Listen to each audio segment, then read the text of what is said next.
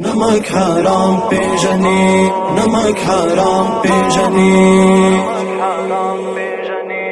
نړۍ اوس ویښه دا غلام ابن غلام پیژني، نمک حرام پیژني، نمک حرام پیژني. وختي چهرې ظاهروي هر یو بدنام پیژني، نمک حرام پیژني، نمک حرام پیژني.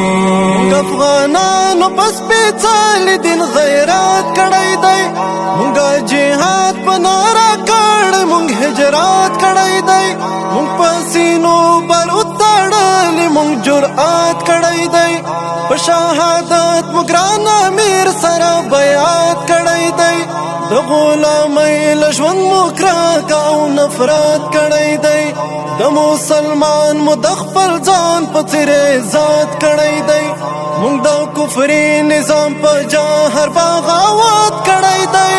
امت اوس مونږ په جهاد تاسو پیغام پیژني،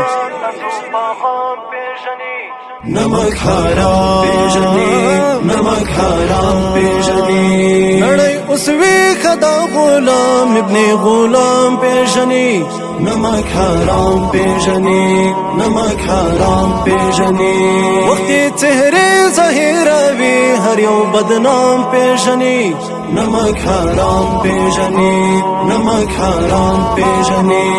په یوه مېلمه سپېڅلې پاچاهي قربان کړه، بس د دین حکم و مونږ ترې ځواني قربان کړه، تاسو ډالرونه مهمانو مهماني قربان کړه، او عافیه صدیق خور معلني قربان کړه، مونږ د کافر په وړاندې ژوند او دارایي قربان کړه، تاسو د کفر تمدن راهستي قربان کړه، تاسو له څو ټکو پورا مسلماني قربان کړه.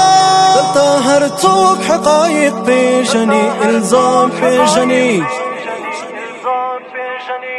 نمک حرام پیژني، نمک حرام پیژني.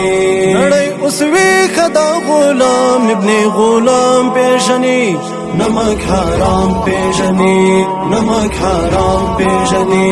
وختي چهرې ظاهروي هر یو بدنام پیژني، نمک حرام پیژني، نمک حرام پیژني.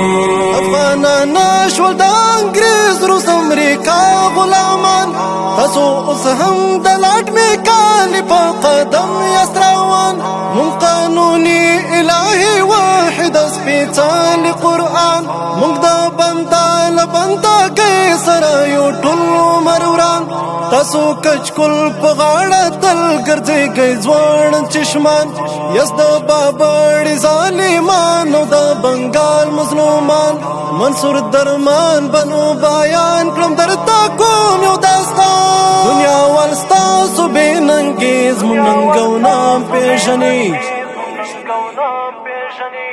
نمک حرام پیژني، نمک حرام پیژني. نړۍ اوس ویښه دا غلام ابن غلام پیژني، نمک حرام پیژني، نمک حرام پیژني. وختي چهرې ظاهروي هر یو بدنام پیژني، نمک حرام پیژني، نمک حرام پیژني.